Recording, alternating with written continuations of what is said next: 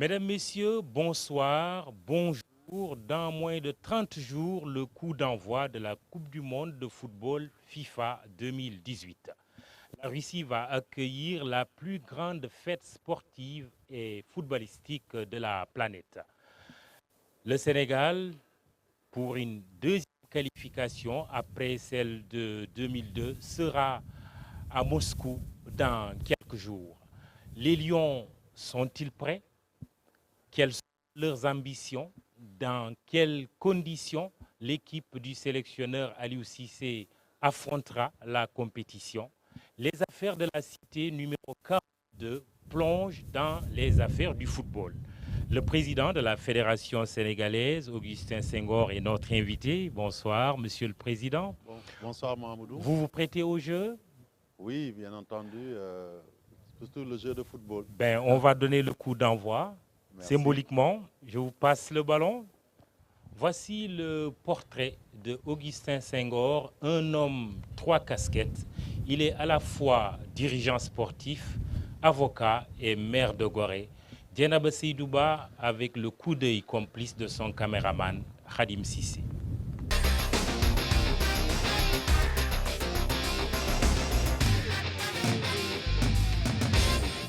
Augustin Senghor retourne sur son île après une journée de travail en centre-ville.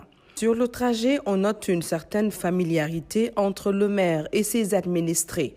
Quoi de plus normal puisque Gorée est un gros village. Augustin Senghor est le 4e maire de Gorée depuis les indépendances. De 2002 à nos jours, il dirige cette commune. Et son management participatif est peut-être le secret de sa longévité à la tête de la mairie. C'est un garçon qui a une personnalité, une forte personnalité, qui est consensuel dans tout ce qu'il fait, mais qui est rigoureux sur lui-même avant d'être rigoureux sur les autres. Il sait déléguer, et il le dit toujours, c'est-à-dire qu'un chef, c'est celui qui doit coacher justement son équipe. Il sait déléguer, mais il contrôle tout. Tant que ça marche, il ne vous dit rien, mais quand il faut tirer sur les ficelles pour vous dire que ça ne va pas, il n'a pas froid aux yeux, il vous le dit. Mais c'est un homme qui sait déléguer, qui sait travailler par équipe. Et à preuve, depuis qu'il est maire de Gorée, c'est la démarche consensuelle et participative qui prévaut dans sa ligne éditoriale au niveau de la mairie. On a de très bonnes relations. Des fois, ça chauffe entre nous deux, ouais, parce que moi, en Wolof, Benkat là, ça ne passe pas avec moi. Des fois, ça chauffe, mais à part ça, on a de très bonnes relations. Il est têtu, hein, mais de manière positive. Hein. Ouais, il est têtu de manière positive. Ouais. Donc, en ce moment, dans le conseil municipal, notre seule divergence en ce moment, c'est la taxe municipale. Donc, quand les touristes viennent, ils payent une taxe de cession municipale, donc de 500 francs par personne. Donc on est d'accord avec la forme, mais on est d'accord avec le fond, mais pas la forme. Une organisation inclusive due à son vécu dans les associations sportives. Augustin Senghor a toujours, depuis son plus jeune âge, évolué dans cet environnement social et sportif, en touchant à presque toutes les disciplines, de l'athlétisme au basket, en passant par la nage et le football. Beaucoup de choses me plaisent en lui. Beaucoup de choses. Vous voyez, il est beau, hein? Ça veut dire que non, même Boudoulol, il est gentil. Il est sage, il est beau, il est gentil. C'est son épouse qui le dit. Juliette Senghor est le premier souteneur de son mari, qui a plusieurs casquettes. En effet, le maire de Gorée est aussi le patron de la Fédération sénégalaise de football et vice-président de la commission juridique du comité exécutif de la CAF. Il est aussi avocat d'affaires. Mais malgré toutes ses responsabilités et son travail, Augustin Senghor est un papa poule, un mari attentionné et amoureux. On est mariés depuis bientôt 22 ans. Depuis 1996, on est mariés. On a 4 enfants, 3 garçons et une fille. On s'est mariés tôt, on s'est mariés jeunes. ça, depuis 22 ans, on vit ensemble, presque 22 ans. Avec moi, tous les jours, je suis obligée de le soutenir. Augustin, il est famille. Il est famille. Augustin, quand il part en voyage, même quand il rentre tard le soir, à 3 h du matin, il faut qu'il vienne à Gorée. Il est à Gorée, il veut faire fête Gorée avec les ça, il est comme ça. Augustin, comme vous le voyez comme ça, il ne parle pas beaucoup. Il est correct. Je ne sais pas si je peux le dire. Yaruna, vraiment bëgg na famille, bëgg na kër, bëgg na njaboot, bëgg na yaayam. Parce qu'à chaque fois qu'il descend, lu mu guddi, il passe chez sa maman, nuyu ko pare doog a ñëw. Mënul toog benn jour te gisul yaayam, xanaa moo voyagé. Augustin Emmanuel Senghor, un homme difficile à cerner. Sa force, selon ses proches, c'est son calme, sa maîtrise devant les situations délicates. Il est timide, certes, mais qui s'y frotte, s'y pique.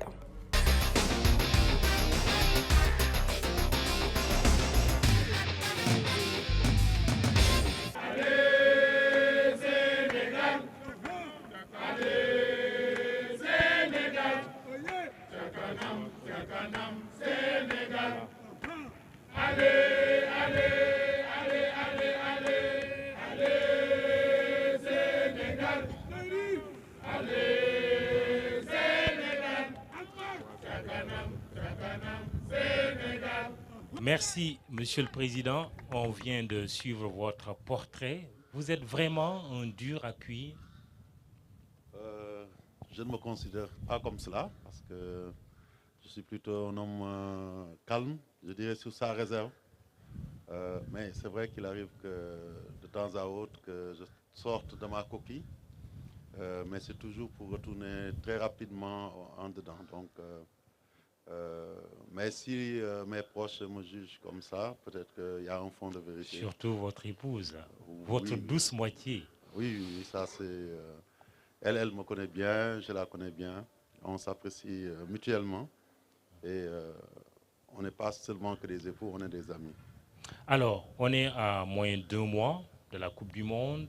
Deuxième participation du Sénégal après 2002. Au jour d'aujourd'hui, qu'est-ce que vous pouvez dire aux Sénégalais?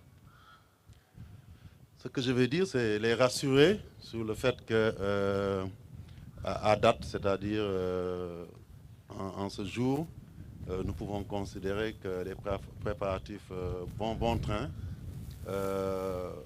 Dans quelques jours, le coach va livrer sa liste, certainement sa liste qui se rapprochera en tout cas le plus de la liste définitive. Et je pense qu'on pourra commencer à lancer le compte à rebours jusqu'au 19, parce que c'est ça le plus important. Et en ce qui nous concerne, en tant que fédération, en relation avec les autorités étatiques, nous avons commencé à dérouler depuis bien longtemps. Et je peux dire que les choses se passent bien. Les situations sont maîtrisées à tous les niveaux. D'abord au niveau de la préparation, puisque la préparation va débuter dans quelques jours ici à Dakar, plus précisément le 21. Et à partir de là aussi, après la remise du drapeau le 24, le 25 ou le 26, nous partirons à Vittel. Et c'est de là-bas, notre camp de préparation, que nous irons jouer les différents matchs amicaux, les 3, qui ont été verrouillés, tous les aspects ont été cernés. Et du lieu de notre dernier match, c'est-à-dire en Autriche, où on joue le 11 contre la Corée, nous partirons le 12 au matin pour nous retrouver à Kaluga, notre camp de base en Russie, qui sera quelque part la tanière des Lions pour cette Coupe du Monde Russie 2018. Alors, on annonce la présence d'un 12e Gaïndé particulier. C'est confirmé, le président de la République sera en Russie. Écoutez, je pense que je n'ai pas l'autorité nécessaire pour confirmer cela, mais de ce que je sais, lui-même, lors de la réception de la Coupe du Monde, en avait parlé au moment de son discours. Et donc, notre tutelle aussi l'a évoqué. Et en tout cas, nous, ce que nous pouvons, je ne peux pas confirmer, mais je peux exprimer le vœu fort de l'ensemble du monde du football, mais particulièrement de l'équipe nationale, des joueurs, ce serait d'avoir notre chef de l'État, le président Macky Sall, comme premier 12e Gaïndé là-bas en Russie pour mener ses troupes à la victoire. Alors, cette émission, comme vous le savez, 90 minutes, le temps d'un match de football, comme le disait tout à l'heure Abdoulaye Diaw, avec mes autres confrères qui sont là.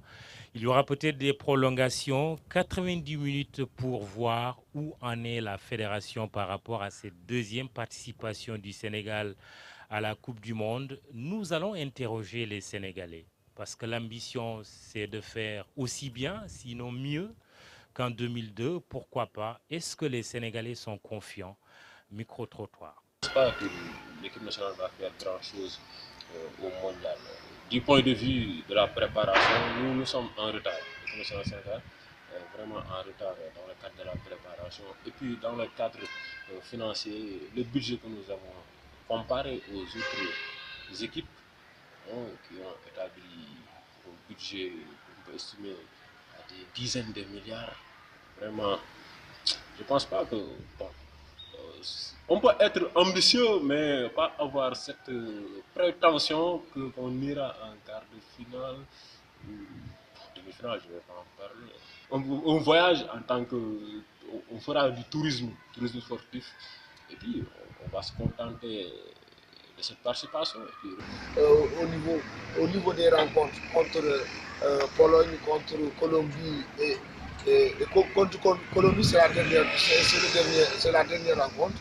Et contre le Japon, moi je pense que le match du Sénégal, ce sera contre la Colombie. Le Sénégal a des chances de faire une bonne Coupe du Monde, une bonne participation d'abord, avant d'avoir des chances de se qualifier dans le deuxième tour. Pour se qualifier à la Coupe du Monde aussi 2018, puisqu'ils ont les capacités d'après les matchs amicaux et les matchs qualificatifs qu'ils ont joués. Vraiment, ils ont montré sur le plan tactique, ils ont montré qu'ils ont toutes les armes. Président, est-ce que les Sénégalais ont toutes les raisons de croire aux chances de leur équipe nationale? Oui, je pense qu'aujourd'hui, il y a un élan de confiance vis-à-vis de cette génération de joueurs, parce que simplement, ils ont eu à faire des résultats sur la durée. C'est une équipe qui est en train de se construire petit à petit, qui a un vécu dans la haute compétition, qui a aussi un vécu en club. Et c'est autant de choses qui font qu'aujourd'hui, contrairement à leurs devanciers, ces joueurs-là ont constitué un groupe assez homogène dans l'ensemble. Et on sait que dans ces compétitions-là, ce qui fait la force d'une équipe, c'est son homogénéité, son vécu commun. Autant de facteurs, sans oublier le fait que tous ces joueurs-là aujourd'hui, comparés à la première génération des Lions qui étaient en Coupe du Monde, part avec des états de service en club qui sont assez importants, qui jouent dans de grands clubs en Europe ou ailleurs dans le monde.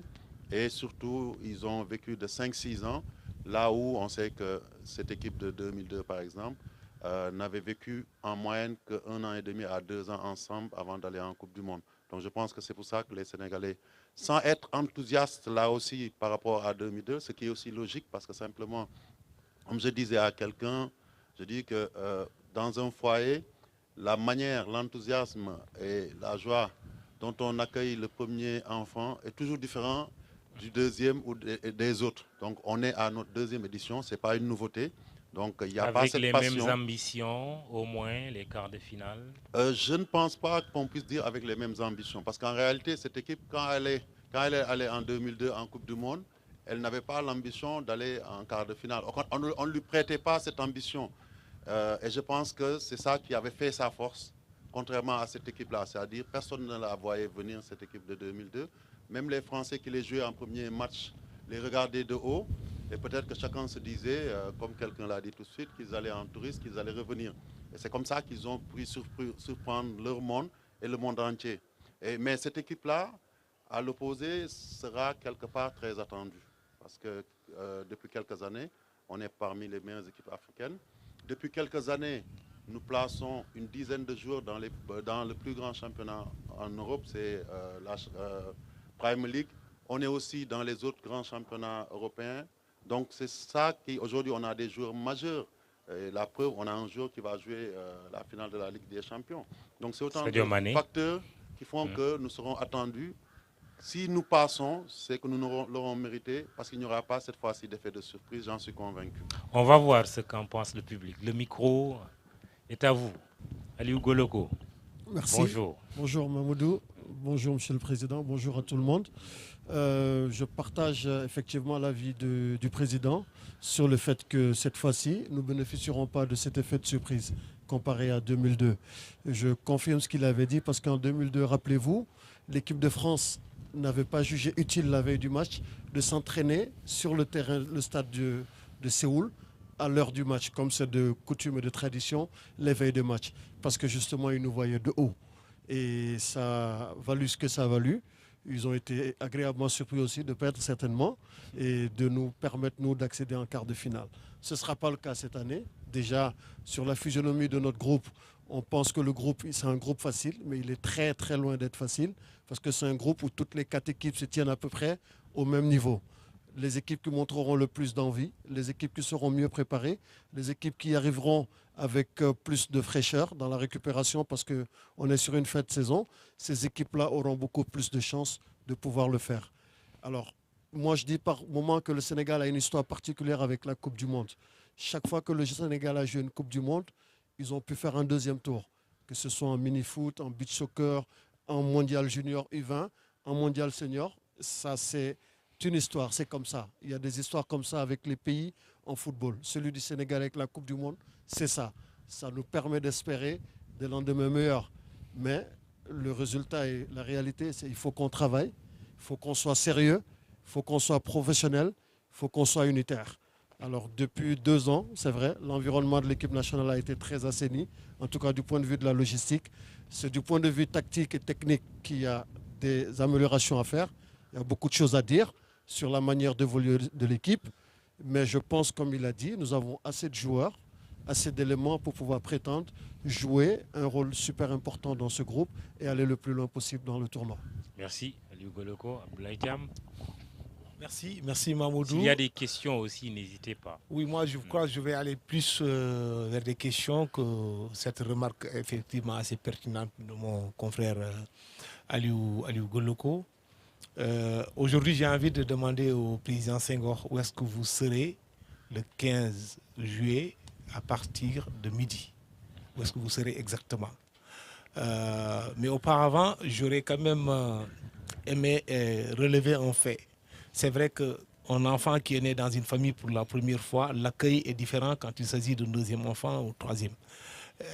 Mais la plupart des Sénégalais aujourd'hui s'interrogent sur la mobilisation, l'engouement. Il y a quand même un manque d'engouement envers cette équipe. On est à moins d'1 mois du coup d'envoi. Aujourd'hui, nous sommes le 15. Le coup d'envoi, c'est le 14. Le Sénégal va livrer son premier match le 19. Qu'est-ce qui explique qu'il n'y a pas assez d'engouement, excepté bien sûr cette grande randonnée pétestre à laquelle la Fédération sénégalaise de football effectivement a joué un très grand rôle.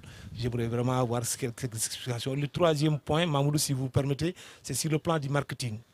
Au-delà des recettes que nous pouvons gagner des retombées de la Coupe du Monde, la FIFA, la CAF et les sponsors habituels que tout le monde connaît, je ne vais pas faire de la publicité, mais est-ce que sur le plan sponsoring, marketing, cette Coupe du Monde-là va nous permettre davantage de renflouer les caisses pour pouvoir développer effectivement les grands projets que vous avez déclinés quand vous cherchiez à obtenir un 3e mandat à la tête de cette fédération-là? Merci.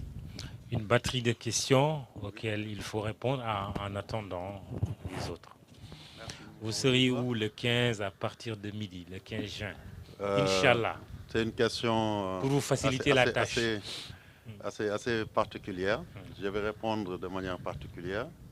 Je pense que je serai là où le ballon de football, dans ses turpitudes, dans son insaisissabilité, me conduiront.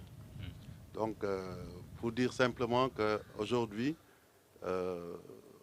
pas un seul président de fédération ne peut garantir où il sera le 15. Mais par contre, il peut émettre un vœu Le 15, c'est la finale. C'est de se trouver Oui. au stade de la grande finale de la Coupe du Monde.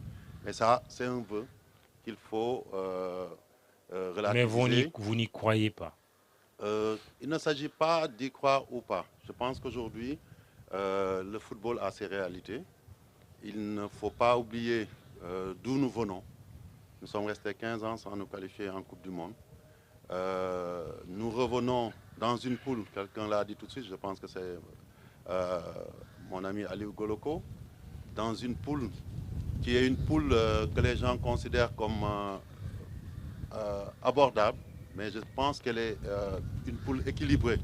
Et je pense que d'ailleurs le plus qu'on va avoir, c'est parce qu'on se sera qualifié aussi dans la poule la plus équilibrée des qualificatifs, des éliminatoires. C'est-à-dire quand on a fait le tirage lors des dernières qualifications à la Coupe du Monde et qu'on est tombé sur le Cap-Vert, le Burkina et l'Afrique du Sud. Donc on dit, ah non, c'est facile. Mais moi, dans ma tête, je dis que dans cette poule-là, on va galérer avant de se qualifier. Et ça s'est passé comme ça parce qu'on n'a pas fait attention à ces équipes, à leur cursus, à ce qu'ils représentaient. Aujourd'hui, ce groupe qui est ouvert, comme on dit, c'est l'expression consacrée, n'importe quelle équipe peut passer ou trépasser. Et donc, on souhaite passer. Et une fois qu'on sera dans ce round of 16, comme disent les Anglais, donc dans les huitièmes de finale, là, nous ne nous fixerons aucune limite. Mais je veux juste rappeler aux Sénégalais et aux Africains aussi qu'il faut qu'on jette un regard dans le rétroviseur et qu'on se dise qu'en plusieurs décennies de Coupe du Monde, aucune équipe n'a joué une demi-finale de Coupe du Monde. Donc être président de fédération et prétendre jouer la finale et la gagner, c'est une gageure et je ne m'y prêterai pas. Je préfère y aller avec l'humilité de celui qui va essayer de créer la surprise et de rendre les Sénégalais heureux. Donc, quelque part, c'est ce que je peux dire sur la première question. Des Sénégalais qu'on ne sent pas encore, il n'y a pas encore d'engouement. Oui, moi, je me pose la question. Et malheureusement, je suis obligé toujours de me replonger dans le passé. Je pense qu'il n'y a pas de stéréotype, il n'y a pas de manière de manifester un engouement. Est-ce qu'on peut me dire aujourd'hui un pays où tout le monde est en train de danser, de chanter parce qu'il va à la Coupe du Monde? Actuellement, pour les 32 équipes qui sont qualifiées, les gens sont en train de s'y préparer le plus sérieusement possible. Et peut-être que, comme je vais emprunter aux lutteurs leur bac, l'un des bacs qui dit qu'il vaut mieux aller à la lutte, au combat, en se glorifiant, non plutôt revenir d'un combat. Je vais le dire en wolof. Oui. Dem lamba gi di bakku jugee fa di bakku moo ko gën. Exact. Donc aujourd'hui, et je pense que les leçons que nous devons tirer de notre propre expérience sénégalaise qui a fait que chaque fois qu'on a été dans un engouement et une euphorie trop béate, ça a abouti à une déception très énorme ou bien une déception nationale. Je pense qu'il est important qu'on y aille avec cette force que confère l'humilité, c'est-à-dire respecter les adversaires qu'on va trouver là-bas, regarder notre vraie place, parce qu'aujourd'hui, cela fait 15 ans que nous n'avons pas été en Coupe du Monde. Nous n'avons pas à proprement parler de vécu en Coupe du Monde pour s'y reposer, pour dire on a une expérience pour pouvoir dire qu'on peut aller très très loin. Et d'ailleurs, le football est tellement insaisissable, comme je disais tout à l'heure, que l'Italie, qui avait l'habitude d'y aller et qui avait réservé son hôtel, l'hôtel où nous serons, depuis 2 ans, restera à la maison et ne jouera pas un seul match de Coupe du Monde. Donc comment voulez-vous le Sénégal qui arrive, qui est en train de se reconstruire, y aller en disant nous venons pour battre tout le monde? Je pense que la raison, c'est de dire que nous y allons pour essayer de pousser au maximum les objectifs. Nous requalifier en Coupe du Monde en soi, pour moi, c'est quelque chose de positif et il faut le prendre à sa juste valeur. Sortir du premier tour, ce sera déjà quelque chose d'important pour une équipe qui renoue 15 ans après, de la même manière que je pense que d'autres pays comme l'Égypte, qui sont restés 28 ans sans venir, doivent être dans la même posture que nous. Si nous arrivons en 8e et que cette équipe a pris confiance, en ce moment-là, je pense que tout sera possible, tout sera ouvert. On sera capable de battre n'importe quelle équipe, même les meilleurs, même ceux qui sont dans le top 5 mondial de la FIFA. Donc moi, je pense qu'aujourd'hui, avant même de penser à une finale, pensons à jouer nos finales de groupe d'abord contre nos adversaires qui seront tenaces et qu'il faudra battre pour passer. La Colombie et la Pologne sont mieux classés que nous. Le Japon, qui est moins bien classé, est régulièrement en Coupe du Monde. Ils étaient avec nous en 2002. Depuis lors, ils n'ont pas raté une seule Coupe du Monde. Et donc, ça veut dire ce que ça veut dire. Si je devais, parce que moi, j'aime bien assumer ce que je dis, me donner une posture aujourd'hui, je me donnerai une posture d'outsider qui doit faire la différence, qui doit se battre plus que les autres pour rendre, en tout cas, le verdict qui serait un verdict a priori, qui voudrait que normalement les équipes qui sont classées théoriquement les meilleures vont passer. Donc battre ce verdict-là en faisant en sorte d'être parmi les deux qui vont prendre les tickets pour les 8e. La question marketing, on la remet à un peu plus tard, Abdoulaye. D'autres questions? Tala de Génération Foot, Hubert Meng et tous les bonjour, autres. Augustin. Oui. Bonjour Tala. Ma question, c'est de savoir aujourd'hui, par rapport au développement du football et au football actuel, est-ce que dans la délégation qui va partir en Russie, on a constaté que est-ce qu'on pourrait étoffer le staff médical? Parce qu'aujourd'hui, on sait que dans l'équipe nationale, moi, je n'ai pas entendu une seule fois parler d'orthopédiste. Parce qu'aujourd'hui, dans le foot mondial, on sait très bien que les traumatismes, ce n'est pas un médecin généraliste qui va pouvoir les traiter. Et que c'est un orthopédiste et donner beaucoup plus d'impact par rapport aux kinés qui vont accompagner l'équipe, surtout qu'on sait qu'on est en fin de saison. Et que ces garçons-là auront besoin d'être requinqués, d'être retapés. Et je pense que ça aussi, c'est quelque chose qu'il faudra aussi travailler pour essayer de donner beaucoup plus d'importance à l'entraîneur. Parce qu'on sait qu'aujourd'hui, c'est la fin de saison. Après autant de matchs, je pense qu'on a besoin d'étoffer ce staff médical-là. Est-ce qu'on y pense aujourd'hui? Merci Momodou. Bonsoir à tout le monde. Donc, avant ma question, j'ai une petite question. Je voudrais faire un tout petit témoignage pour le président Augustin Senghor. Donc, en tant que journaliste, disons, les rapports que nous avons souvent, parfois sont conflictuels. Il nous arrive de lui taper dessus. C'est pas méchant, mais il reçoit souvent ça de manière très positive. Donc, je voudrais, au nom des confrères, n'est-ce pas, lui reconnaître cela publiquement. Ensuite, me réjouir également du fait que pour tous les Sénégalais, le qualificatif très souvent qui revient pour parler de M. Senghor, c'est que c'est un homme pondéré, c'est un homme modeste, etc.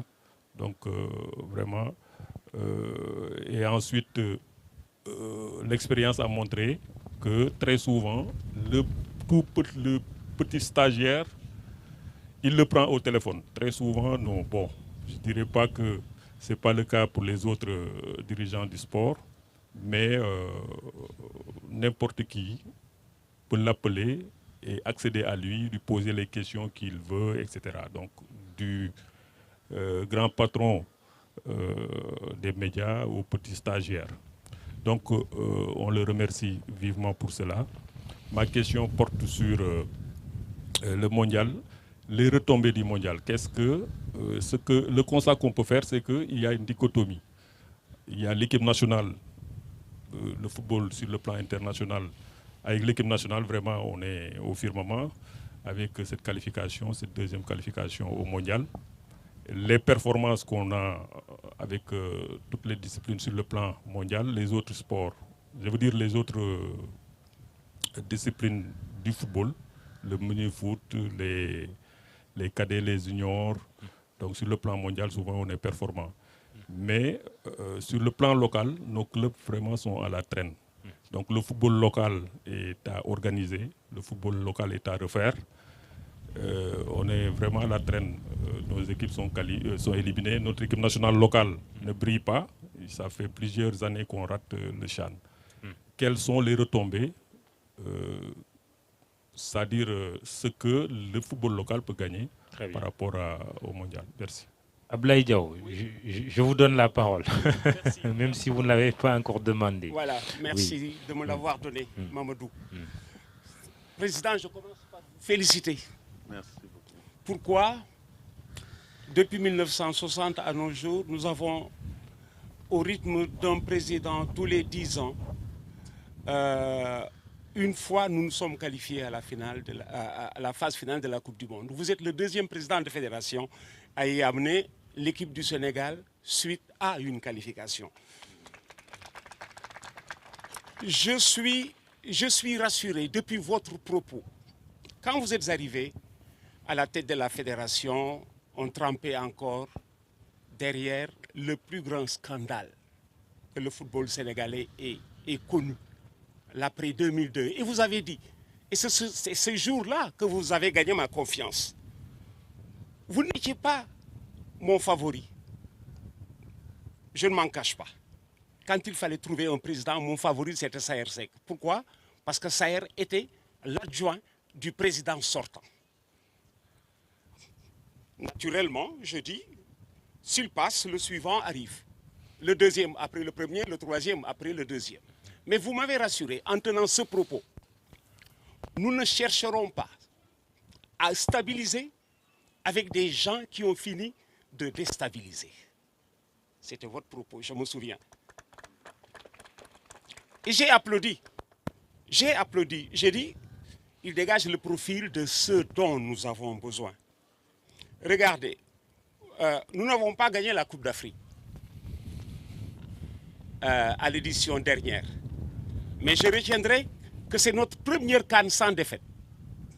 C'est notre première CAN sans défaite. À la 13e CAN, c'était notre première CAN sans défaite.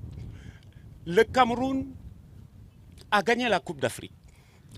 Entre gagner la Coupe d'Afrique et se qualifier à la Coupe du Monde, je connais les Camerounais, très futés, ils auraient choisi de se qualifier à la Coupe du Monde plutôt que de gagner la Coupe d'Afrique. Parce que gagner la Coupe d'Afrique n'enrichit pas son football.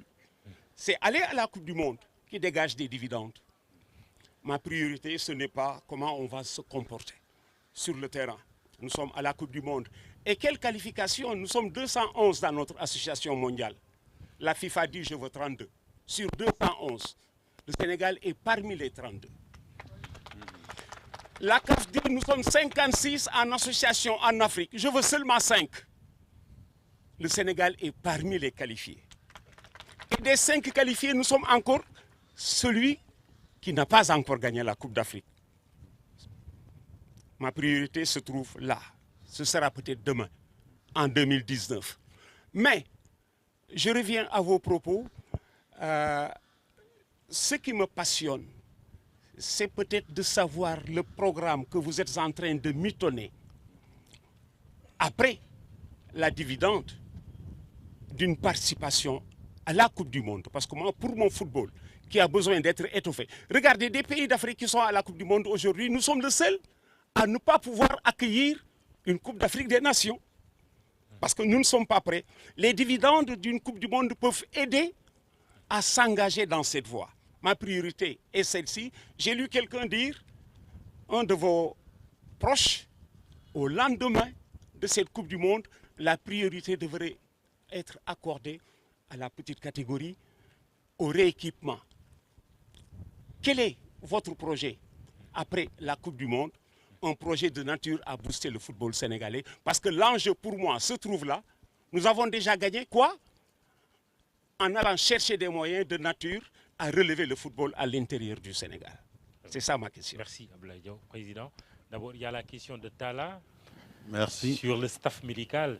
Oui, là-dessus, je pense que je vais le rassurer. Hein. On a l'impression qu'il est dans le secret des dieux parce que justement, Mais je comprends aussi, il est dans un club qui est bien structuré, qui sait comment fonctionne le haut niveau. Et effectivement, parmi les points saillants de notre analyse après qualification, et après évaluation aussi de notre parcours, des insuffisances dans l'environnement de l'équipe nationale, parce qu'il faut savoir que nous sommes aussi une équipe en devenir et qu'il y a encore des manquements, des choses à parfaire. Et ce volet-là est important, d'autant plus qu'on sait que c'est un événement qui vient après le départ d'un homme qui a occupé la place pendant très longtemps, le professeur Fallou Cissé, pour qui j'ai une pensée pieuse, donc, et qui a vraiment marqué cette équipe sur une longue durée, et il faudrait repartir sur une nouvelle base. Nous savons aussi qu'aller en Coupe du Monde, ça demande, sur le plan médical, des soins, une disponibilité et des compétences avérées. Et c'est pour ça que très tôt, nous avions décidé de renforcer, non pas seulement le poste de médecin, mais également les autres postes qui sont l'ostéopathe, qui sont les kinés, de sorte que sur cette Coupe du Monde, nous irons déjà, je vais faire le bon décompte, avec 4 kinés, les 2 Sénégalais que vous connaissez, Mor et Goumbala. Nous irons aussi avec Yannick, qui avait été là, qui avait quitté parce qu'il servait, je pense, avec l'Olympique de Marseille, qui va venir nous renforcer aux côtés de l'actuel qui était là, donc qui s'appelle Pierre Vespier-Gianni. Et enfin, nous avons aussi un autre kiné qui est aujourd'hui un kiné dans un grand club européen et qui est spécialiste justement dans le suivi et la forme des joueurs sur le plan ostéopathique et autres. Donc aujourd'hui, c'est cela que nous sommes attelés à faire. La question de savoir est-ce qu'il fallait un autre médecin, comme vous, nous avons pensé peut-être que s'il fallait renforcer ce secteur-là, puis ça, nous avons un médecin sportif en la personne du docteur Fedjo, il fallait trouver quelqu'un qui est spécialisé en ostéo et en traumato. Donc ostéopathie et traumatologie. Et nous étions en train de mener les contacts avec un médecin. Nous avions souhaité, parce que ça aussi c'est important, que ce médecin-là soit un Sénégalais. En tout cas, en discutant avec le coach, avec le médecin, notre option c'était ça. Nous avions plusieurs autres contacts, mais nous sommes en train de cibler donc un médecin qui est là, qui est spécialiste, qui est intervenu souvent auprès des athlètes et particulièrement des footballeurs pour les aider. Et donc, certainement, si ça aboutit, lui pourra accompagner le médecin de l'équipe nationale actuelle, donc pour pouvoir compléter ce secteur-là. Étant entendu qu'il n'y a pas que ce volet médical-là. L'intendance aussi a été renforcée pour être sûr que nous maîtriserons tout. Sur le plan administratif aussi, en dehors des délégués fédéraux, c'est-à-dire tous les administratifs fédéraux qui seront avec l'équipe nationale, nous aurons carrément un bureau qui sera dirigé par le secrétaire général, qui sera là-bas sur place pour assurer le suivi, parce qu'aujourd'hui, rien que dans la période préparatoire, on s'est rendu compte que la Coupe du Monde est devenue quelque chose d'énorme. Aujourd'hui, nous tous, on est très fatigués. On reçoit des centaines de courriers par semaine, des courriels qui nous viennent de la FIFA, d'autres organes, des organes de contrôle antidopage et autres. Et si on n'est pas prêt, et ce sera pire lors de la Coupe du Monde, parce qu'il faudra non seulement se préparer, il faudra voyager, il faudra beaucoup de logistique, il y aura beaucoup de déplacements. Et si on n'est pas prêt, c'est là où justement nous pêcherons, parce que nous ne pourrons pas aller loin dans la compétition, parce que tout le monde sera essoufflé au bout de quelques matchs. Et c'est pour ça que nous essayons de nous mettre à niveau pour pouvoir répondre présent à tout point de vue. Donc sur ce plan-là, c'est ce que je peux dire à Talla en essayant de le rassurer. On espère trouver maintenant ce médecin sénégalais qui répond aux critères que vous avez définis. Beaucoup de questions sur les retombées, mais avec votre permission, nous allons regarder quand même le parcours des Lions pendant les éliminatoires. Un départ poussif, Une arrivée un peu confuse avec le Burkina Faso qui vous en veut encore, de lui avoir pris peut-être la place qualificative. Nous regardons tout ça avec Habib Faye.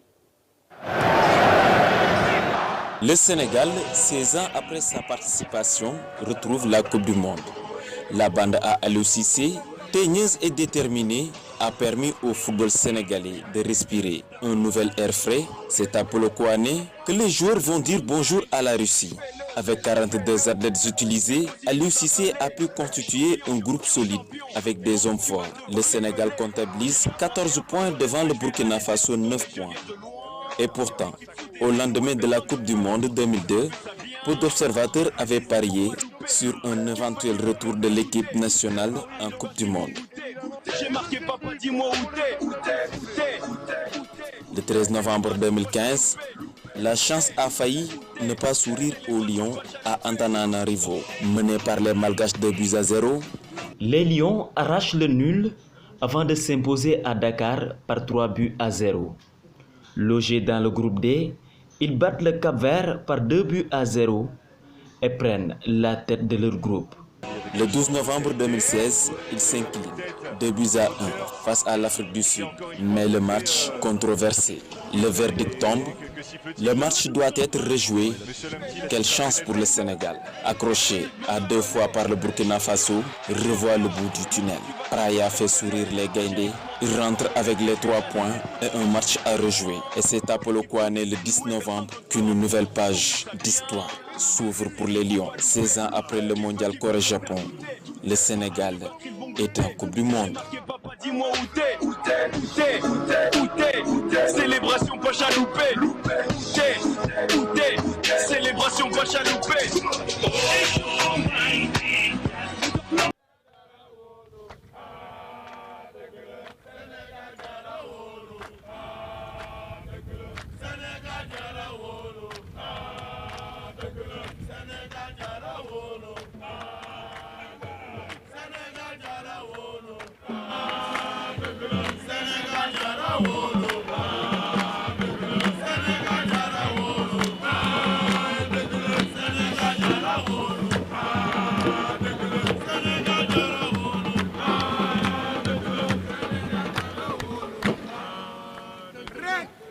Alors, les questions sur les retombées, Abdoulaye Diaw, Hubert Mbeng, mais aussi Abdoulaye Thiam, l'aspect marketing. Oui, pour revenir aux retombées de la prochaine Coupe du Monde, je peux d'abord dire qu'il faut savoir que la Coupe du Monde est à l'image du monde en soi, parce que selon qu'on est un pays, comme on dirait en économie du tiers-monde ou un pays développé, ces retombées-là, on en parle plus ou moins. C'est-à-dire aujourd'hui, les préoccupations de la France et d'autres grandes équipes européennes, l'Allemagne, ne sont pas les nôtres. Et peut-être qu'à ce jour, ils n'ont même pas besoin d'en parler, ni de s'adresser à la FIFA pour qu'elle les aide à financer, par exemple, leur préparation, parce que simplement, ils ont assez de moyens pour se prendre en charge. Et peut-être que ces retombées tomberont dans un compte sans qu'ils sachent ni le jour, ni l'heure, ni le montant. Mais pour nous autres, c'est très important. Et nous, on a besoin de savoir. Voilà, on en a surtout après le scandale dont parlait tout à l'heure Abdoulaye Diaw de 2002. Oui, bien sûr. Et je dirais simplement que ces fonds-là représentent quelque chose qui est un plus, un bonus par rapport à l'aspect sportif. Et c'est en cela que je pense que nous avons, au niveau de la fédération, très tôt pris conscience qu'il était important d'en faire un bon usage. D'abord, il faut savoir que dans la préparation, on en fait un bon usage. Parce que comme je l'ai dit, on n'a pas les mêmes moyens que les autres. Et avec l'État, par exemple, on a décidé que les primes de qualification seraient prélevées sur ces montants, ce que nous avons fait.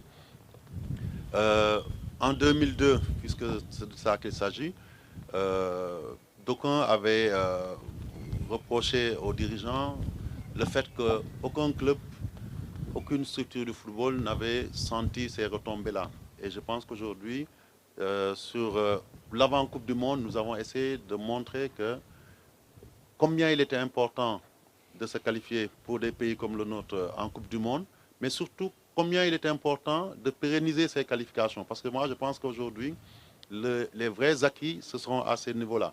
Après les fonds que nous recevons, comme j'ai dit, déjà, parce que nous sommes des pays moins nantis que certains, et notamment les pays africains, vous savez que nous avons reçu des avances comme tous les autres 32 pays. Combien? Mais derrière, on va faire un peu de comptabilité. En fait, il y a le montant qui était prévu initialement, c'est ce à quoi j'allais venir, qui était prévu initialement pour toutes les 32 équipes, qui était de 1 500 000 $ destinés à la préparation.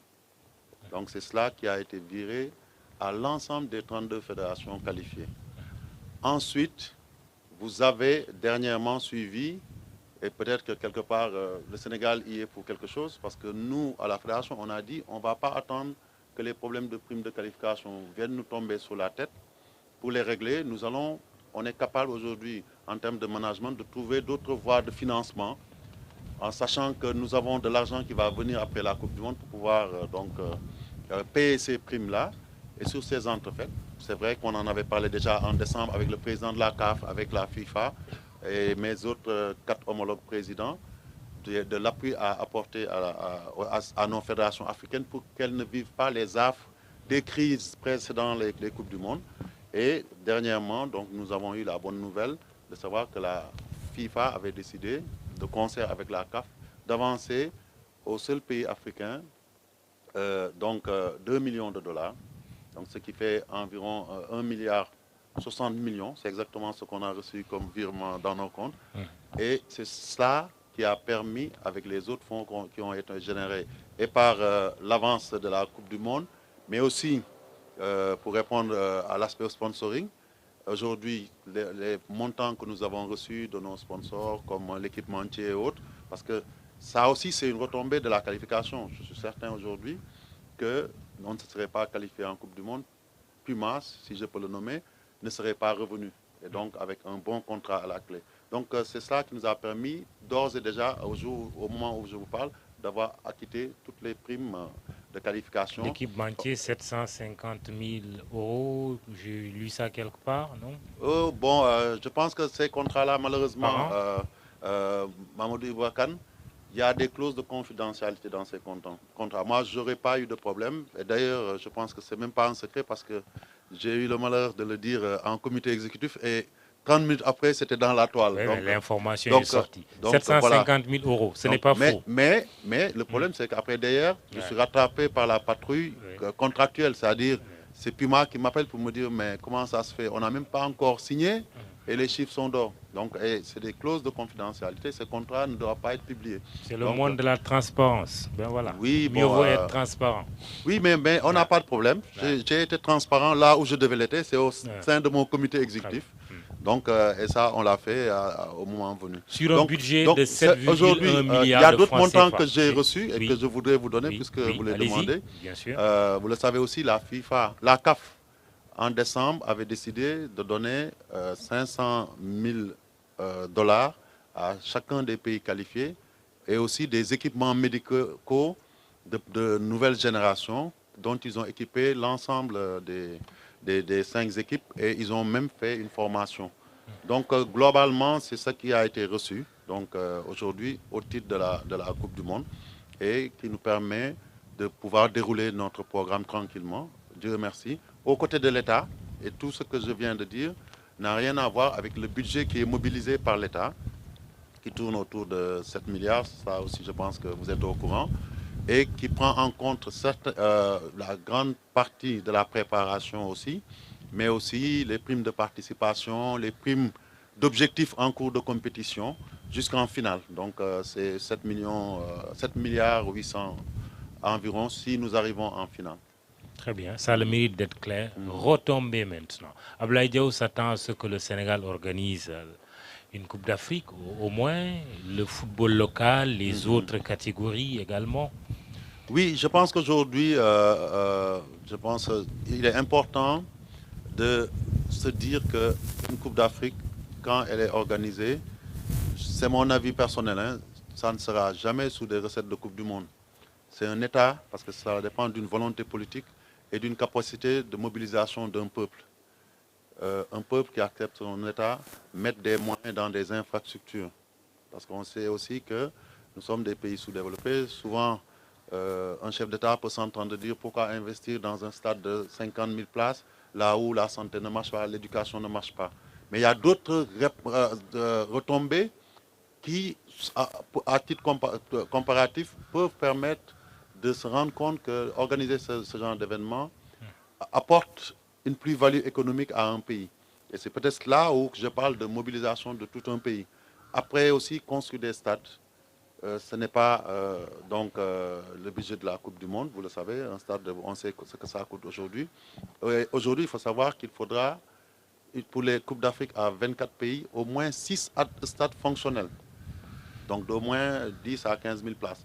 Donc ça veut dire que c'est un coût que seul l'État, dans son pouvoir régalien, peut régler. Après, nous, ce que nous pouvons faire aujourd'hui, c'est d'abord impacter positivement l'organisation de nos clubs, leur donner plus de moyens, que ce soit les clubs amateurs d'abord, parce que le football, c'est d'abord la base, c'est ensuite les petites catégories, c'est le football féminin, avant de remonter à l'élite. Et cela, je pense que ce sera fait.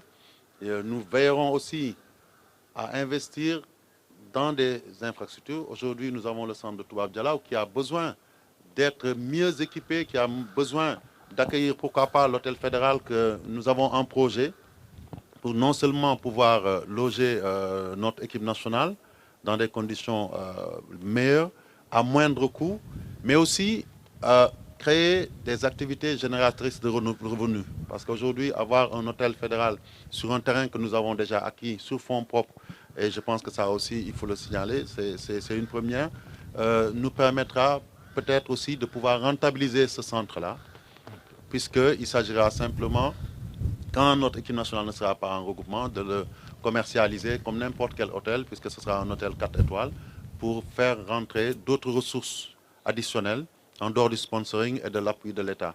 Et je terminerai aussi pour dire que les vrais projets doivent être structurés au niveau de la petite catégorie.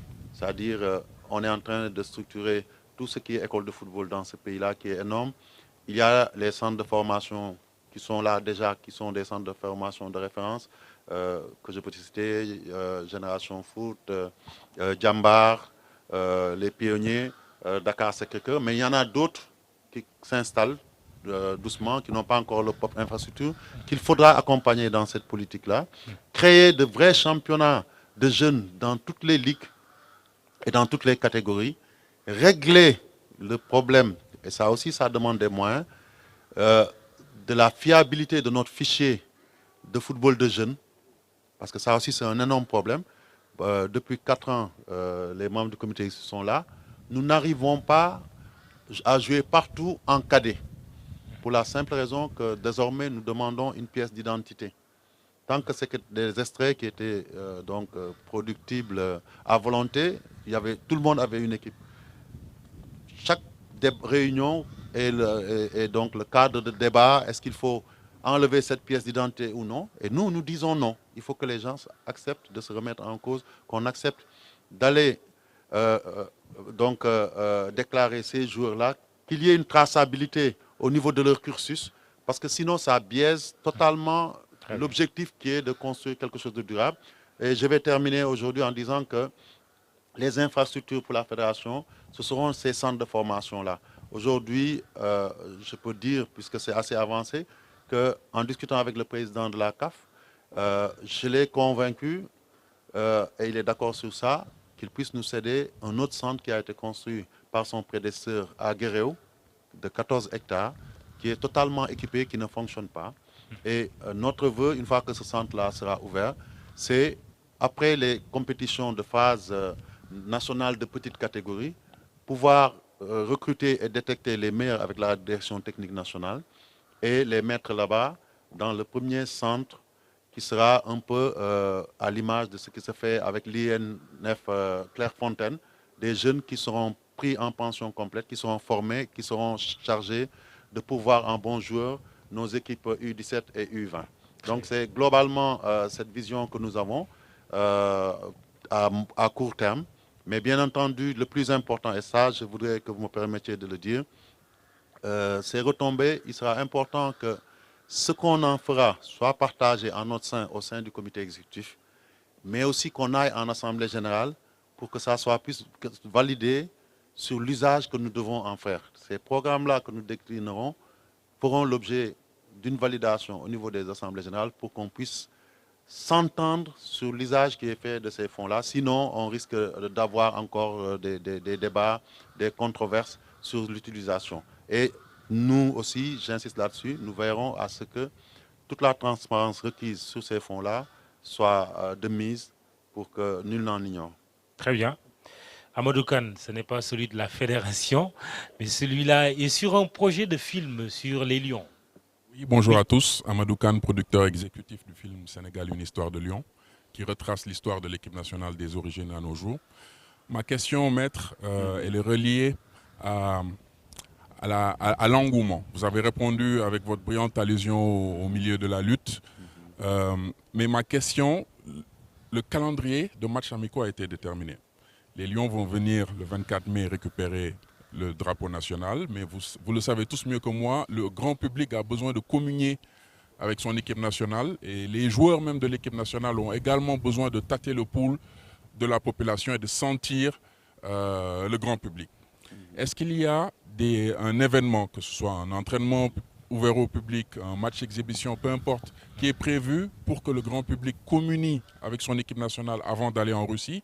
Et si ce n'est pas le cas, j'aimerais vraiment fortement le suggérer. Ça pourrait être ici, au stade Léopold Sédar Senghor, parce que je pense que c'est très important pour chacune des parties. Voilà. Très bien. C'est pas Tassirou Diallo qui se cache derrière? Non, c'est pas lui. Très bien. Oui. Et il y a une autre question? Une autre? Oui. Tout à l'heure? Ok. Oui, merci Amadou. Je pense que l'un des cassettes que nous avons eu pendant toute cette période-là, justement, c'est de n'avoir pas pu effectivement satisfaire ce vœu des Sénégalais de ne serait-ce qu'une fois voir leur équipe sur leur pelouse.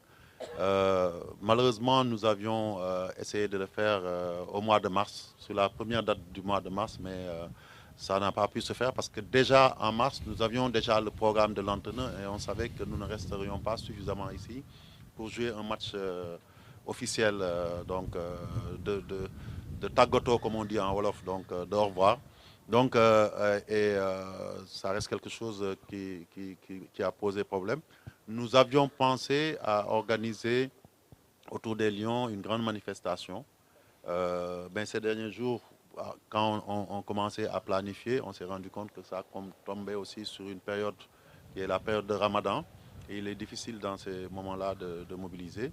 Et nous avons, avec le comité national, donc Russie 2018, déjà organisé avec le ministère des Sports, le CONOS, un événement de soutien aux Lions.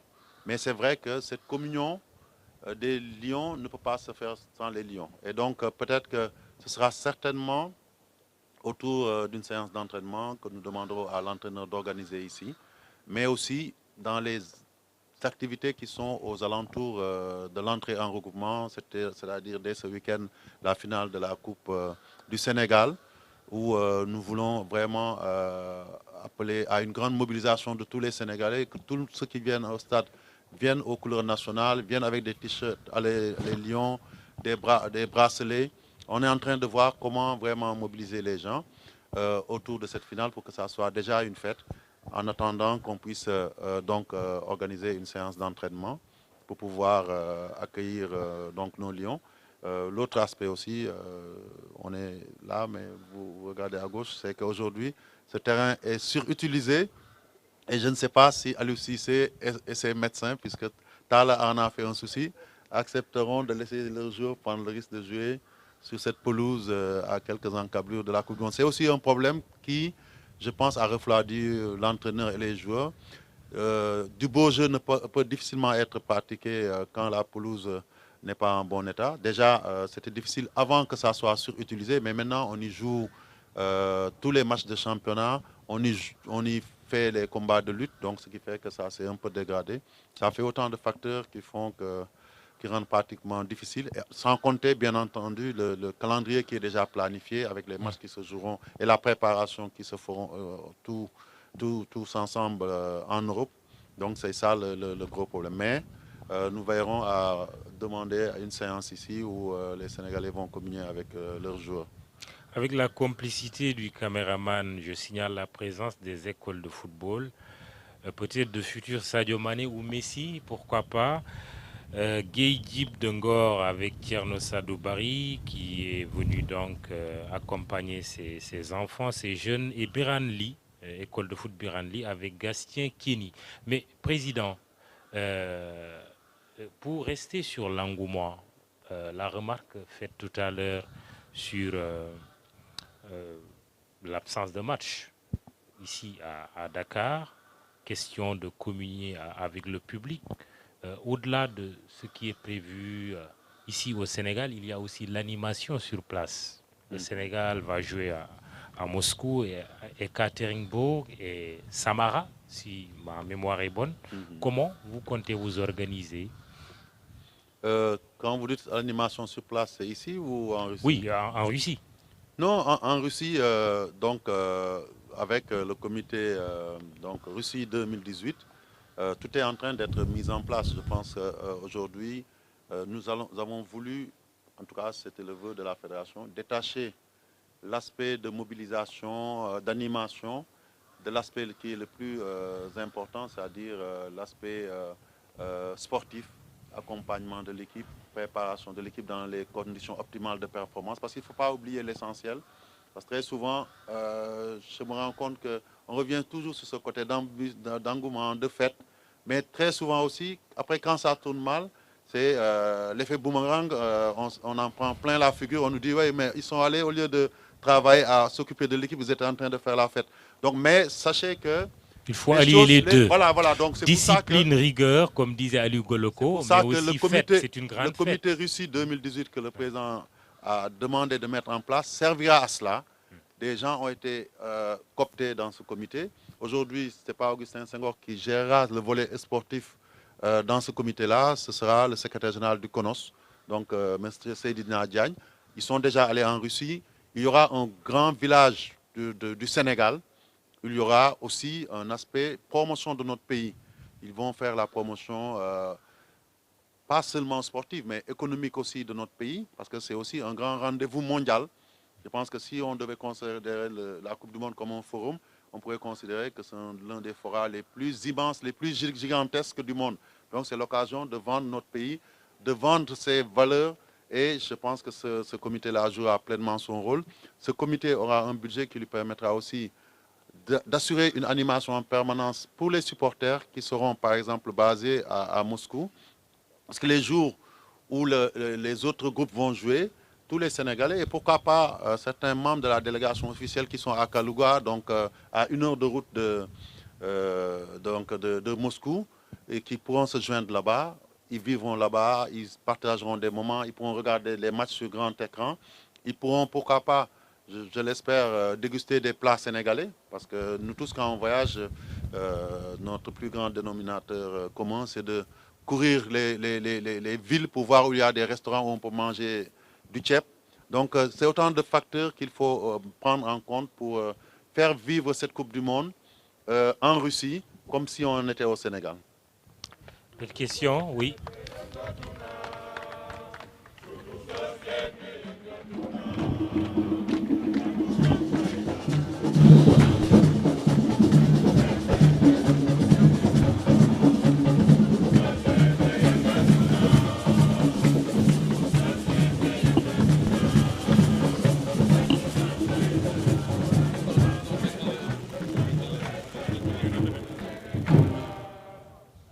Merci, 12e Gaïndé. Galoko. Pas forcément la même analyse par rapport à l'engouement, par rapport à ce que fait le président Augustin Senghor. Il faudra aussi le dire, parce que notre seule référence est l'équipe de 2002. On a laissé l'entraîneur Aliou Cissé couper cette équipe du peuple. Parce que pendant presque 2 ans, sur tous les regroupements de l'équipe nationale au Sénégal, c'était des séances à huis clos, c'était des séances avec la presse assez tendue souvent ou mal calibrée, et qui ont fait qu'à un moment donné, la presse qui pouvait être le relais auprès des populations sur les activités de cette équipe nationale n'avait pas tous les outils nécessaires, mais également les grands moments de communion qu'il y avait entre le peuple sur les séances ici ouvertes pour le grand public n'étaient plus de mise. Et ça nous a porté un vrai préjudice. En 2002, rappelons-nous, lorsque l'équipe s'est qualifiée, ils sont revenus, c'était tout le pays qui était dehors pour les accueillir et pour leur signifier toute la joie et la fierté qu'ils nous ont procuré. Tel n'est pas le cas cette fois-ci. C'est le même peuple, ce sont les mêmes jeunes, il y a encore même plus de passion autour du football, parce qu'avec l'avènement de nouvelles technologies et de la télé partout, les gamins d'aujourd'hui aiment encore plus le football que ceux de cette époque-là. C'est un fait. Et il va falloir y remédier, parce que quand on va à la Coupe du Monde aussi, la communion, elle est très importante. Ça suscite une union de prière, parce que nous sommes un peuple croyant, nous croyons à la force de la prière, et quand la prière, elle est commune et qu'elle est partagée par tout un peuple, ça booste du point de vue psychologique cette équipe-là. Il y a des rectificatifs à faire à ce niveau. Ce serait impensable déjà qu'on n'ait pas de match amical. Le prétexte de la peluche, je suis désolé, ça peut être un match d'exhibition, ça peut être autre chose. Ça peut être une grande séance de prière géante, il y a plusieurs moyens, on peut penser à plusieurs choses. Mais c'est impensable qu'on soit à la veille d'une Coupe du Monde et qu'on va laisser ça au comité Russie 2018. Le comité Russie 2018, c'est un comité politique et peut-être qu'il y a une vision purement macroéconomique, parce qu'il faut également montrer les charmes et les atouts de notre pays. Mais le bas peuple, le paysan assis au fin fond du Saloum, le jeune assis à Guédiawaye, à Yembel, qui rêve de voir ses idoles qu'il voit tous les jours à la télé, à quel moment ou par quel moyen peut-il dire à ces gens-là que je crois en vous, vous faites ma fierté, vous me permettez de rêver, et grâce à vous, j'arrive à surseoir à mes problèmes et à oublier les problèmes de la jeunesse du pays. Parce que ce qu'on ne dit pas, en période de Coupe du Monde, si nous faisons une bonne campagne, il y a une retombée positive psychologique sur l'ensemble du pays. Les gens oublient leurs soucis, ils sont contents, tout est noyé dans la fête des lions. Mais si c'est l'effet contraire sans faire l'oiseau de mauvais augure qui se produit, ça complique encore davantage. Parce qu'au-delà de l'équipe, après on attaque le gouvernement, on attaque la fédération, on attaque tout le monde. Donc il faut trouver un savant dosage et il faut recoller cette équipe-là à son peuple et à ses supporters. Remarque intéressante. Président, vous réagirez tout à l'heure. Oui, Abdoulaye. Oui, moi, Président, dans vos réponses tout à l'heure, j'ai noté quand même quelque chose d'extrêmement important. Ça montre que c'est toujours bien qu'on ait des Sénégalais qui siègent dans les grandes instances. Depuis Mawade Ouad, on n'avait pas un Sénégalais dans le comité exécutif de la CAF. Soyez-en félicités pour ça. Et j'ai pu constater que vous avez dit que vous avez réussi à ce que la FIFA fasse ce qu'on appelle une discrimination positive à l'endroit des équipes africaines qualifiées. Donc,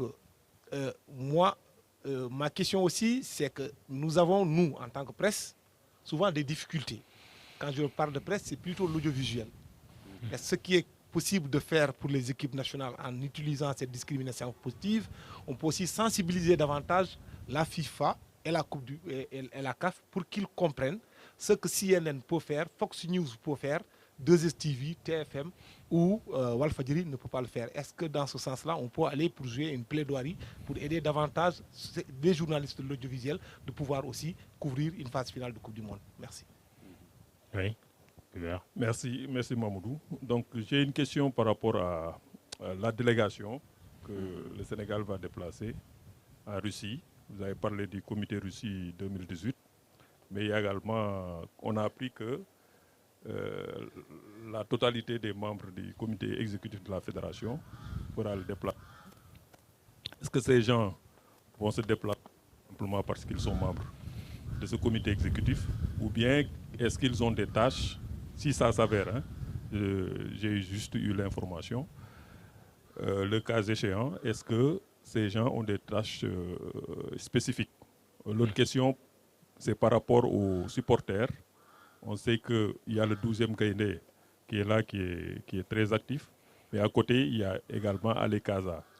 On a constaté que dernièrement, je crois que c'est lors de la CAN, la dernière CAN, le comité Ale Kaza est boudé.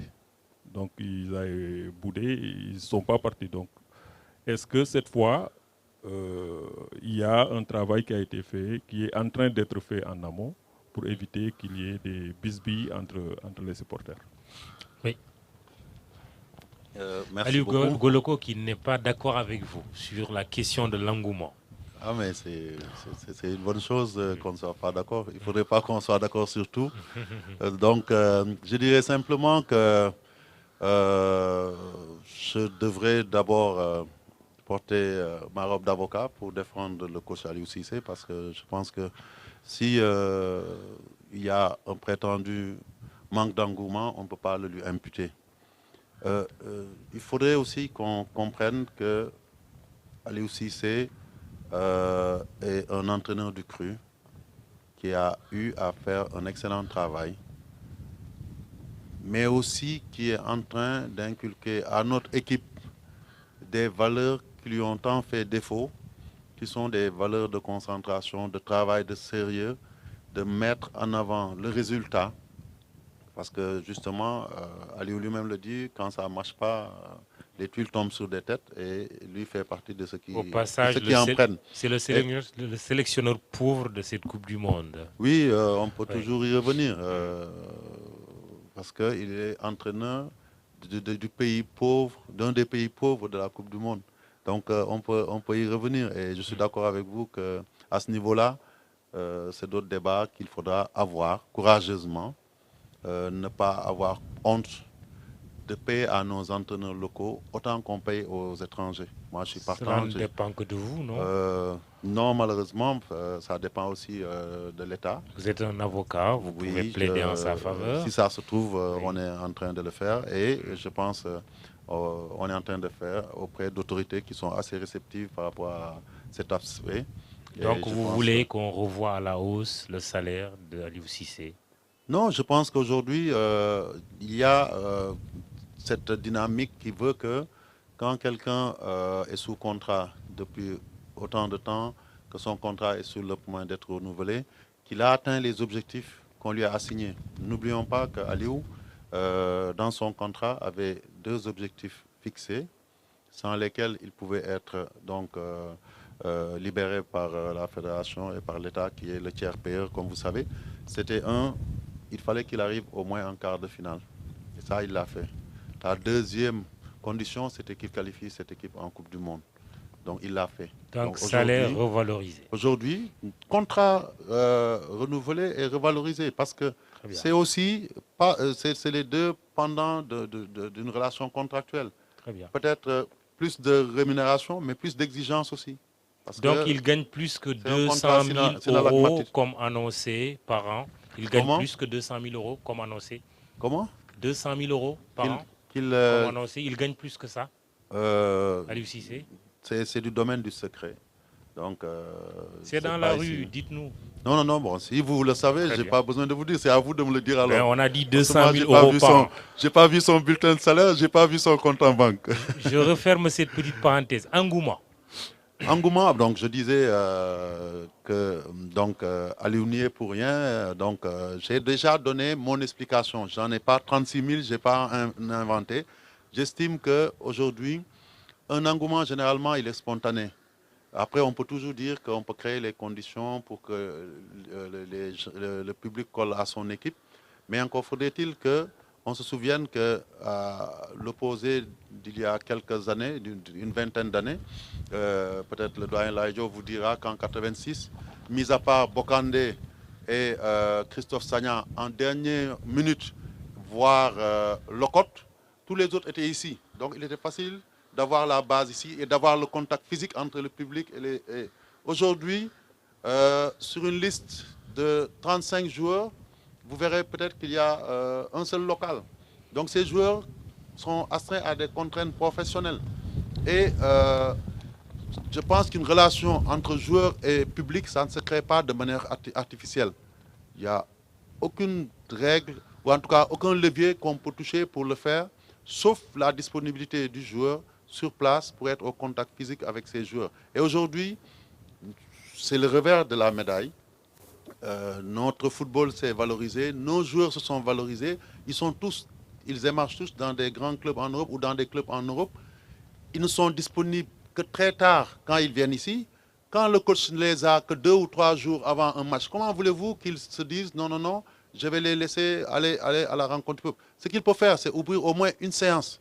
Mais après, les autres séances, parce que là, il ne faut pas oublier qu'on est dans un contexte de compétition. Donc les 2 autres séances, ils travaillent à asseoir un collectif, un jeu, des automatismes qu'on lui reproche toujours. Il travaille aussi à protéger son jeu, son équipe contre les informations qui sont données à l'adversaire. La place à trouver après pour qu'il y ait ce contact-là, elle n'est nulle part autre que le jour du match ici, un public qui vient pour soutenir son équipe. Il faudrait que aussi, ça aussi je l'assume et je le dis ici, que le peuple sénégalais, à l'instar d'autres supporters, sache porter en triomphe son équipe et que le peuple n'attende pas toujours que ça soit l'équipe qui lui donne. C'est mon sentiment.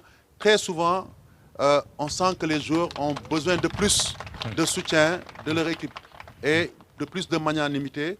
Mais c'est vrai, c'est le contexte qui fait qu'aujourd'hui, ça aussi c'est un autre argument à ajouter.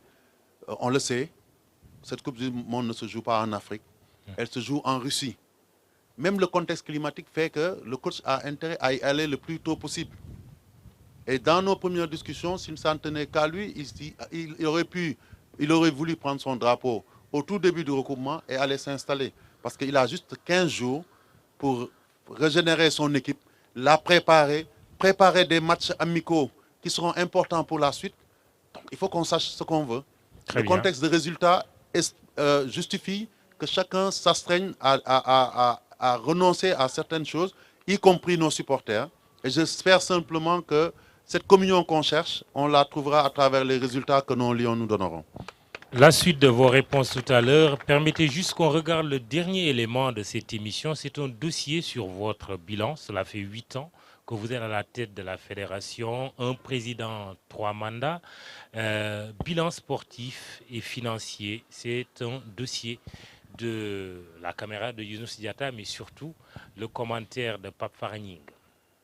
8 ans à la tête de la Fédération sénégalaise de football, Maître Augustin Senghor est à son 3e mandat consécutif. Son bilan est jugé positif par certains acteurs du football sénégalais, vu les performances des sélections nationales depuis quelque temps. Sur le plan sportif, je peux dire que c'est positif. Si on regarde avant la venue de cette équipe fédérale, il faisait très longtemps que le Sénégal n'arrivait pas à se qualifier dans les CAN de petite catégorie, que ce soit en cadet, junior ou chez les Olympiques. Mais depuis 2009, on a eu la première qualification en CAN cadette à la CAN 2011. On a également eu 2 finales de Coupe d'Afrique en junior, alors que si on voit un peu en arrière, à part en 95 et en 93, on n'avait eu aucune qualification dans cette catégorie-là. On ne jouait même pratiquement pas. On a joué les JO. Aucune équipe sénégalaise n'avait joué cette compétition-là. Ce plan-là, je peux dire que bon, c'est une réussite. Ce que les Sénégalais peuvent voir, c'est que c'est sous Augustin qu'on a mis en place la Ligue de football professionnel, je crois. Il y a un championnat qui se déroule tous les ans, tant bien que mal. Ça aussi, c'est un résultat probant. Le seul point noir, aucun trophée majeur sous son magistère. De grosses déceptions, surtout lors des 5 dernières CAN. Après s'être qualifié régulièrement, l'autre étape s'agira de gagner, d'arriver au bout et d'être le meilleur sur le plan continental. L'échec de Maître Augustin Senghor en ce qui concerne les trophées, c'est vrai, on n'a pas eu de trophées, je crois, si je ne me trompe pas. On a gagné par-ci, par-là, beach soccer et tout cela, mais il n'y a pas eu de véritable trophée comme nous le voulons, c'est-à-dire un trophée de Cannes ou bien un grand trophée mondial au niveau des juniors et tout ça. Autre casse-tête qui mobilise ces acteurs, un championnat peu attractif. Les clubs sénégalais peinent à s'imposer en Afrique. Juste analyser ce qui est apparent. Ce qui est apparent, c'est quoi? C'est qu'on a été éliminé, on est éliminé dès les premiers tours. Mais pourquoi on est éliminé dès les premiers tours? C'est qu'on n'a jamais réussi au Sénégal à bâtir des clubs forts. Moi, je pense que déjà, il faut organiser des séminaires de formation au club. Il faut que les clubs sénégalais soient formés à vendre leur propre équipe. Parce que la mobilisation pour une compétition locale, ça appartient au club de le faire. Ça appartient pas la fédération n'a pas cette obligation de le faire. Bon, ils peuvent créer les conditions Mais le football, comme tout le monde le sait, c'est le bénévolat. Ce n'est pas aussi professionnel qu'on le dit. Il y a des matchs qui se déroulent et je suis un peu désolé de me rendre compte que j'ai comme l'impression que les dirigeants de la Ligue de football professionnel n'arrivent pas à vendre ces matchs-là. Or, pour intéresser des gens comme vous, des télévisions, il faut qu'il y ait des enjeux autour de ces matchs. Le marketing est l'un des aspects à améliorer. Le Sénégal, avec son standing, à un moment donné, avait du mal à trouver un équipementier digne de son nom. Les spécialistes estiment qu'il faut changer de fusil d'épaule. À moins de créer un département bien structuré en débauchant des experts de la publicité dans les agences de publicité qui viennent soutenir la fédération en interne. Il y a des fédérations en Afrique ou dans le monde qui le font. Mais aujourd'hui, la meilleure approche serait de faire un appel d'offres international, permettre aux agences de marketing et de publicité au niveau international de venir candidater pour vendre le Sénégal, parce que l'image est très bonne. J'allais même dire que c'est un mal sénégalais. C'est notre problème. On n'arrive pas à nous vendre. Je trouve dommageable qu'à quelques jours, j'allais dire, de la Coupe du Monde, que je ne vois pas sur les rues de Dakar des affiches de Sadio Mané, des affiches de Karambo, des affiches de Koulibaly. Je ne les vois pas. C'est tout le football sénégalais qui a besoin d'un coup de pouce pour poser, pour se vendre, pour pouvoir se poser. Parce qu'on a tout ce qu'il faut. Avec cette deuxième participation au mondial, un moment opportun pour vendre le football sénégalais. Ils ont défini un package qu'ils vont vendre aux entreprises. La seule recommandation que je ferai à cette commission, c'est que ce package doit inclure aussi bien les compétitions de l'équipe nationale A, mais aussi les autres équipes nationales, parce qu'on essaie de profiter dans ces 2 mois avec l'engouement du mondial pour faire ceci, parce que après le mondial, en fonction du résultat, cet engouement peut s'estomper. Quart de finaliste aux Jeux Olympiques, 2 fois vice-championne d'Afrique en U20, 4e au mondial de la catégorie, un trophée aux Jeux africains, s'y ajoute une qualification au mondial, mais aucune Coupe d'Afrique des Nations dans les armoires. Monsieur le Président, où est-ce que ça bloque? Cette question revient à tout moment chez les amateurs du ballon rond. Ben voilà. Votre réponse? Écoutez, où est-ce que ça bloque au niveau de la Coupe d'Afrique des seniors? Je pense qu'aujourd'hui, sous le magistère de notre équipe fédérale, nous avons gagné au moins une chose, c'est une régularité dans la participation aux Coupes d'Afrique. Je pense que c'est important aussi d'avoir une culture de cette Coupe d'Afrique là avant de penser à la gagner, même s'il est arrivé qu'une équipe, une première, puisse gagner. Mais c'est l'exception qui confirme la règle. Sur 4 éditions, je pense, durant le magistère de notre équipe, nous avons qualifié l'équipe 3 fois. Nous avons échoué 1 fois aux portes de la qualification contre la Côte d'Ivoire, parce qu'on avait changé le système de qualification. Pour le reste, effectivement, le tableau noir, c'est que sur ces qualifications, au moins 2 fois sur 3, on n'est pas sorti des matchs de groupe. Et ça, effectivement, on peut le prendre comme quelque chose à mettre au passif de notre palmarès. Pour le reste, à tout point de vue et dans toute catégorie, notre équipe fédérale, entre 2008 et maintenant, a fait ce qu'une autre équipe fédérale n'a jamais pu faire. Faire rentrer dans notre pays le premier trophée continental, participer pour la première fois à des Jeux olympiques, qualifier pour la première fois notre équipe féminine à une Coupe d'Afrique, qualifier pour la première fois notre équipe cadette en Coupe d'Afrique, aller en finale de Coupe d'Afrique U20 2 fois, 1 fois en demi-finale de Coupe du Monde, une fois en 8e. Je pense, sans oublier aussi le beach soccer, où je pense que notre équipe truste les résultats. Je pense qu'on ne peut pas se complaire avec ces résultats. Moi-même, j'ai toujours été, et surtout, il ne faut pas des trophées, il faut déjà un trophée. Quand on compte, on commence par 1, parce que je rappelle que toute génération confondue, aucun Sénégalais n'a jamais gagné de trophée continental en senior. Donc c'est important qu'on se le mette à l'esprit et qu'on travaille à voir effectivement, non pas seulement le président ou la fédération, nous tous, les raisons de ces échecs répétés. Et je pense que la solution est dans déjà ce que nous sommes en train de faire, au niveau international, avec des joueurs qui prennent de plus en plus de l'envergure. Par exemple, arriver à faire de cette Coupe du Monde le marchepied pour la prochaine Coupe d'Afrique pourrait peut-être nous permettre de gagner la prochaine Coupe d'Afrique ou la suivante. Je pense qu'aujourd'hui, pendant très longtemps, dans notre pays, le doyen Ladjo l'a dit, peut-être que j'ai eu cette chance d'avoir une longévité, et peut-être que d'autres qui auraient peut-être été meilleurs que moi comme président d'ailleurs, s'ils avaient eu plus de temps, auraient fait ce résultat. Il faut qu'on essaie de construire sur du durable. Prendre des générations de jeunes. Aujourd'hui, quand je vois nos équipes U20, quand je vois Génération Foot aller en Coupe d'Afrique, et ça, ouais, il faut le mettre en exergue, avec une moyenne d'âge d'environ 22 ans. Oui. C'est vrai qu'on n'a pas les résultats maintenant, mais ça donne à espérer. Ça montre qu'aujourd'hui, un travail est en train d'être fait. Dans tous les clubs, aujourd'hui, les gens essaient de se structurer. Et je dois mettre ces résultats aussi en lien avec notre politique sportive. Quand on demande à un président de fédération où sont les sponsors, est-ce qu'on se pose la question de savoir si l'environnement propice a été créé pour que ces sponsors puissent venir appuyer le football? Aujourd'hui, moi, quand je vais dans le net et je clique là sur le mécénat sportif, je vois tous les pays, mais je ne vois pas le Sénégal. Et ça aussi, c'est une question de politique sportive qu'il faut mettre en place. Heureusement, d'après les informations que j'ai, il y a un code de sport qui est donc en voie de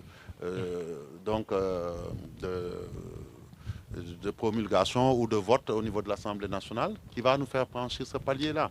Et je pense qu'aujourd'hui, une fédération, notamment une fédération comme la nôtre, une fédération africaine, peut difficilement à lui seul porter le développement du football local dans tous ses aspects. On ne le dit pas souvent. À 80%, et je l'assume ici, les gens sont témoins ici, c'est la fédération qui finance tous les aspects du football, de l'arbitrage jusqu'à la location des stades. Donc c'est autant de charges qui font que aujourd'hui, tout ce que nous recevons par la main droite sort par la main gauche. Il est temps effectivement, je pense, moi je suis à mon troisième mandat et je n'y suis pas peut-être pour plus longtemps, qu'on voit comment faire en sorte à pérenniser des moyens, à pérenniser une organisation, à capaciter nos clubs, à capaciter nos cadres pour que ces résultats que nous attendons, qui ne sortiront pas ex nihilo, puissent vraiment venir. Mais je pense qu'aujourd'hui, on peut raisonnablement, sans faire dans la fanfare, dire qu'on a pris le bon chemin pour aller à cela. On accélère la cadence, la question sur les télévisions, tout à l'heure d'Ablaye Thiam, mais aussi les membres du comité exécutif qui doivent se rendre en Russie. Oui, bon, Abdoulaye nous demande un plaidoyer que nous allons essayer de porter, mais je n'en connais pas vraiment les termes, parce que vous savez que dans ce domaine-là, c'est les lois du marché qui jouent. Aujourd'hui, justement, on parlait de marketing. C'est devenu un grand business mondial, le football. Les droits sont achetés. Et là aussi, tout à l'heure, je parlais de catégorisation entre les équipes qui sont qualifiées et malheureusement entre les chaînes de télé, selon qu'elles viennent d'un pays ou d'un autre, les moyens ne sont pas les mêmes. Et ceux qui aujourd'hui profitent de la proximité du terrain de football, c'est parce qu'ils y auront mis le prix. Aliou Goloko, qui travaille dans le comité des experts de la CAF, le sait. Nos chaînes de télé se battent d'ailleurs pour voir comment la FIFA et la CAF, à travers, je pense, l'URTENA, peuvent revoir les droits qui sont cédés. Mais je pense que c'est à nous, Africains, de porter ces combats-là, plus d'équité au niveau donc, du football, qu'on sache que l'amoureux du football au Sénégal doit avoir les mêmes droits que l'amoureux du football en Europe.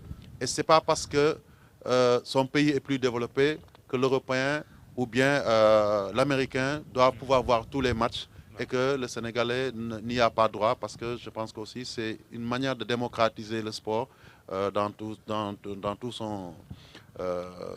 son sens.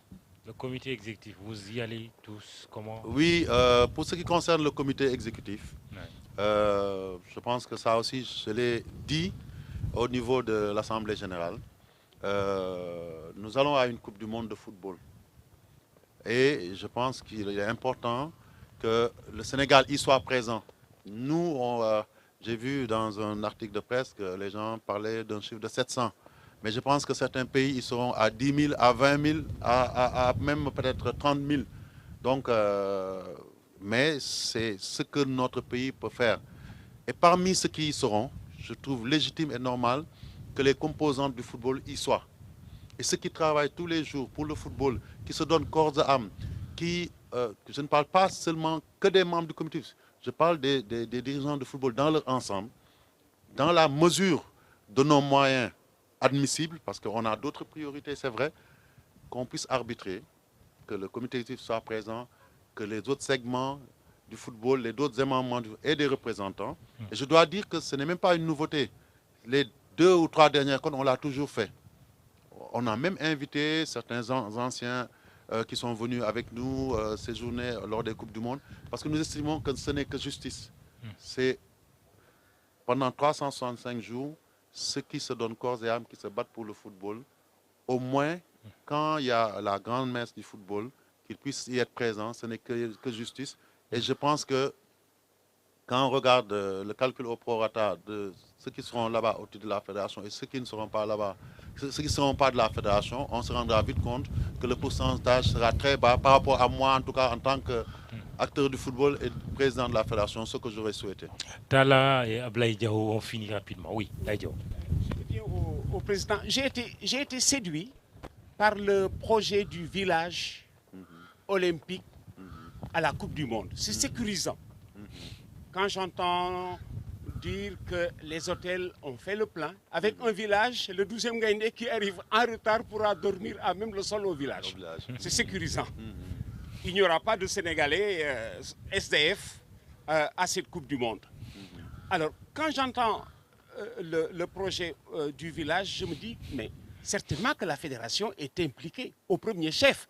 Parce que à la Coupe du Monde, les présidents de fédération passent avant les ministres. Le président de la fédération sera accueilli par le comité d'organisation, le ministre sera accueilli par son collègue ministre, le russe. Donc, dans l'ordre protocolaire, c'est d'abord le président de la fédération, tout comme aux Jeux Olympiques, le président du comité national olympique avant le ministre. Alors, à quel niveau la fédération est-elle impliquée? Parce que c'est votre spectacle. Si nous y allons, c'est parce que vous vous êtes qualifié, vous avez ouvert la voie. Je me suis dit pendant un mois, mais c'est un excellent créneau pour le ministère du Tourisme. Est-ce que le ministère du Tourisme peut être utile à quelque chose? Parce que vous allez vendre le Sénégal rien que par ce village, c'est une vitrine. À quel niveau vous avez été impliqué, Monsieur le Président?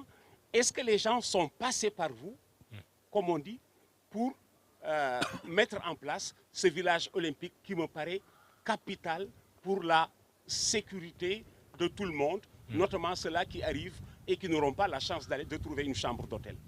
Tala. Oui, très rapidement, parce que le temps très rapidement, qui nous moi est je vais imparti est terminé. demander au président Augustin, avec une deuxième participation en Coupe du Monde, est-ce qu'il n'est pas temps de demander au président de la République de venir présider les finales de Coupe du Sénégal?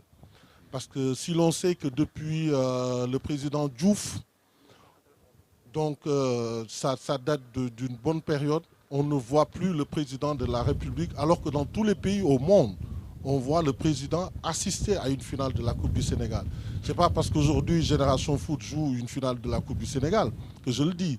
Moi, je suis un passionné de foot, je suis un amoureux du foot. Mais c'est un constat que je fais.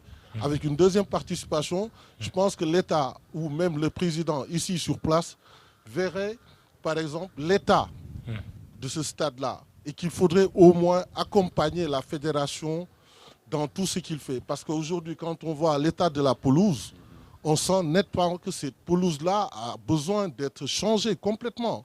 Et je vois pourquoi Aliou Cissé ne veut pas venir s'entraîner ici. Parce qu'il fait prendre des risques à ses joueurs.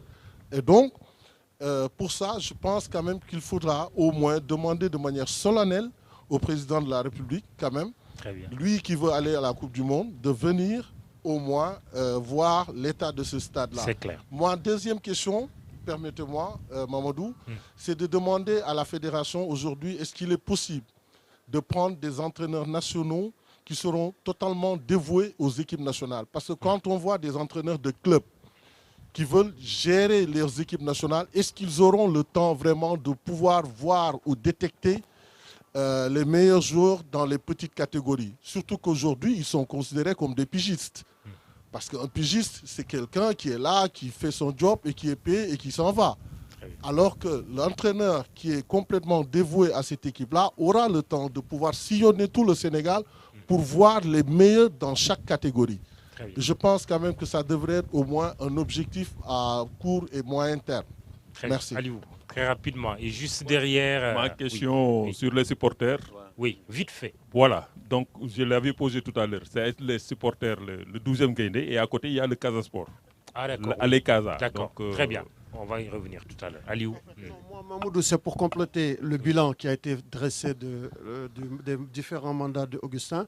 Un aspect qui me paraît très très important, c'est que, et ça c'est au crédit de l'équipe fédérale de ces 4 dernières années, c'est qu'aujourd'hui le Sénégal a voix au chapitre à l'international. C'est très très important. Augustin a intégré le comité exécutif.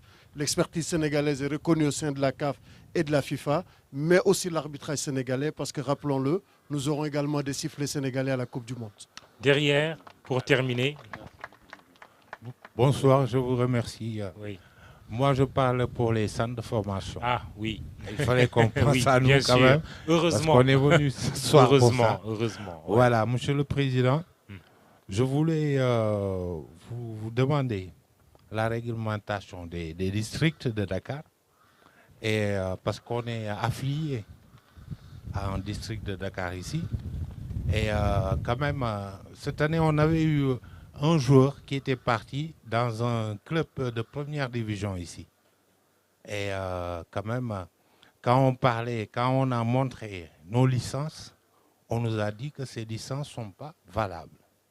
Alors, on aimerait quand même, et on s'est affilié cette année, et l'année dernière, on était affilié, et on nous dit que ces licences ne sont pas valables. Alors, on vous demande quand même, il faut nous dire quand même comment ça se passe, quoi. Et on vous remercie vraiment de tout ce que vous faites pour le football sénégalais. Merci. Et merci. Merci. Répondez à sa question directement avant de revenir aux autres. Oui, en fait, je pense qu'il a utilisé une terminologie qui ne s'y est pas. Il a parlé de centre de formation, mais ça doit être une école de football. Ouais. Voilà, c'est la nuance est d'importance. En fait, notre problème avec les écoles de football, justement, c'est que tout le monde le sait, on habite dans les quartiers, il y en a à chaque coin de rue. Et c'est pas péjoratif quand je le dis, ça montre aussi la capacité de formation ou de pré-formation de notre football, de notre sport en général. Mais le problème, c'est qu'il n'était pas dans le giron de la fédération, il n'était pas identifié, il n'était pas immatriculé. Et d'ailleurs, c'est pour lui répondre directement sur ça. Certainement, si quelqu'un vous a dit qu'il vous a affilié, je pense que ce monsieur-là, il faut voir comment il a fait, mais il n'a pas été honnête avec vous parce que à ce jour, ce n'est pas possible. Depuis quelques mois, nous sommes en train de travailler au sein de la DTN.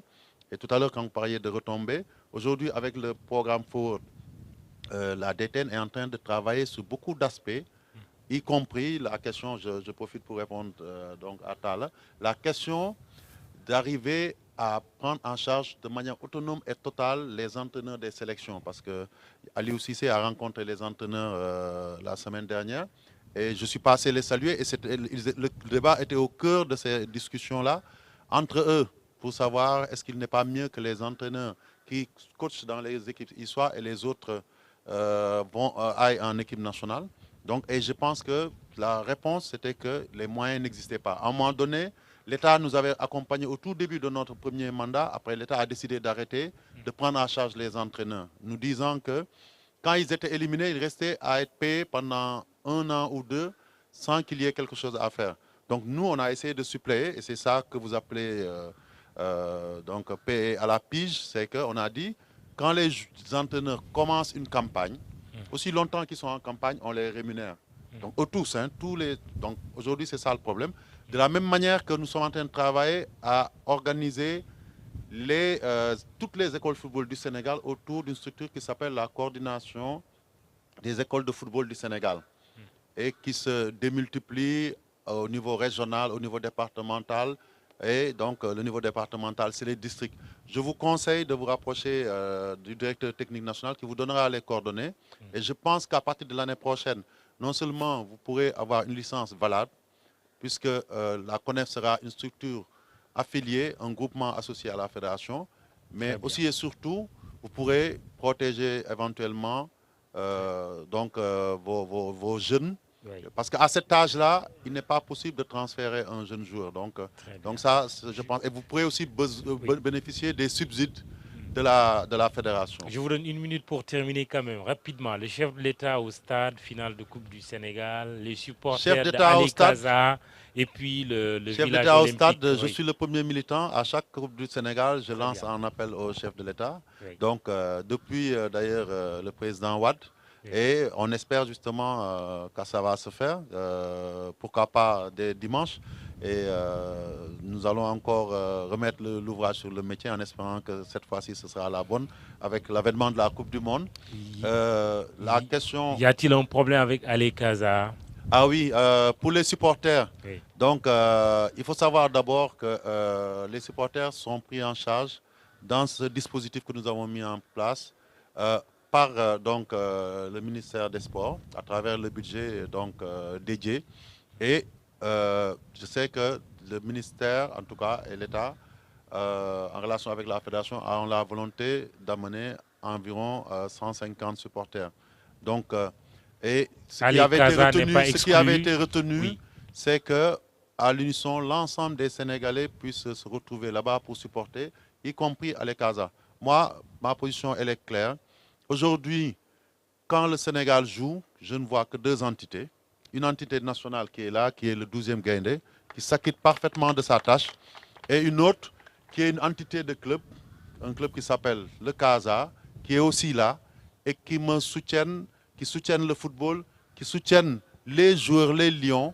Donc, je trouve logique que cette même configuration puisse se retrouver en Russie ou dans les Coupes d'Afrique comme on y soit. Village olympique, la dernière décision ne me revient pas. Le village olympique, question de... pour le village, vous avez parlé donc, du rôle que la fédération joue. Le Premier ministre a pris le soin de mettre 4 membres de la fédération, donc le vice-président Saersek, le vice-président Ablaye Sow, le vice-président Chersek au titre des anciens internationaux et moi-même. Donc on y est bien représenté. Nous assistons régulièrement aux réunions de ce comité. Vous avez parlé aussi du ministère du Tourisme. Je peux vous rassurer pour vous dire qu'effectivement, le ministère du Tourisme est au cœur du dispositif à travers son agence qui s'appelle l'Agence sénégalaise de promotion touristique, ainsi que d'autres agences comme l'APIX et autres qui vont intervenir dans le village au niveau des stands. Je n'ai pas malheureusement le chiffre. Très bien. Alors, les maillots, quelqu'un l'a dit, on ne voit pas de maillots vendus comme de petits pains. Oui, ça à la décharge de notre fédération, il faut savoir que Puma, aujourd'hui, dans notre contrat, devait nous livrer des équipements. Mais nous avons signé notre contrat en décembre. Et il y avait manifestement une difficulté, c'est-à-dire une production en grande quantité et à un prix accessible à tous les Sénégalais. Parce que ça, il ne faut pas se voiler la face. Le propre, tout le monde cherche, quand on était avec Romaï, tout le monde nous disait ouais, il faut aller chercher Puma. Tout le monde cherche à avoir des grands équipementiers.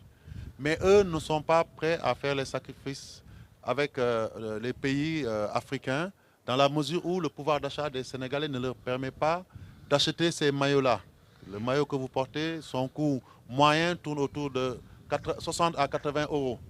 Et donc, eux, quand on leur demande de produire des maillots à bas prix, ils nous disent que ce n'est pas possible. Très bien. Qu'est-ce qu'il faut faire? Font pas, donc, je vois bien le génie de notre tailleur. Ce n'est pas un appel à la contrefaçon, mais il faut quand même que les maillots des Lions soient achetés. Moi, en tout cas, je suis habillé par la fédération, mais je vous rendrai votre maillot comme votre ballon de football. C'est le ballon officiel. Oui, doyen Laïdiao. Les Sénégalais ont fini de faire de ce maillot blanc le maillot de base qui n'existe pas sur notre drapeau. Le blanc n'existe pas sur notre drapeau. Les autres sont étonnés de voir le Sénégal en blanc. Pourquoi? Ce n'est pas la couleur du drapeau. On est pris en otage depuis 1985 par ce blanc. Sénégal-Zimbabwe, je suis d'accord avec vous. Sénégal-Zimbabwe, un Khondjemeur qui nous a dit le blanc, moi, Tcholbi. Très bien. Depuis, on ne le quitte plus. Alors, je crois pour aller dans le monde... Je pensais plutôt qu'on avait porté du blanc et que nos joueurs avaient été brillants. Et on a dit que ça nous portait chance. Non, c'est le maillot de la réussite. Très bien. En tout cas, voilà, c'était notre contribution à l'engouement dont on a parlé. Hein. Il faut quand même que les Sénégalais soient plus heureux, accompagnent davantage cette équipe nationale qui va se rendre en Russie pour les besoins de la Coupe du Monde prévue du 14 juin au 15 juillet. Amadou, c'est la fin. Juste avant la fin, une nouvelle fois, ce ne sera pas le dernier, un appel à l'ensemble des Sénégalais qui se mettent derrière leur équipe. Je pense que c'est notre rôle aussi de le dire. Nous avons besoin du peuple sénégalais. Nous avons besoin de tous les Sénégalais, toutes sensibilités confondues derrière leur équipe pour que nos joueurs puissent se sublimer pour leur pays. Donc je demande à tout le monde, aux chefs religieux, à n'importe quel Sénégalais, où qu'il soit, de prier pour les Lions, de les accompagner. Et comme je l'ai dit, déjà lors de la finale dimanche ici, de venir pousser les Lions et qu'on continue comme ça jusqu'au 19, au 24 et au 28. J'espère que si nous le faisons, nous pourrons vraiment rêver comme il nous a été permis de rêver en 2002. Merci. C'était Augustin Senghor, président de la Fédération sénégalaise de football. C'est la fin des Affaires de la Cité. Mao Cissé, réalisateur. Merci, à très bientôt.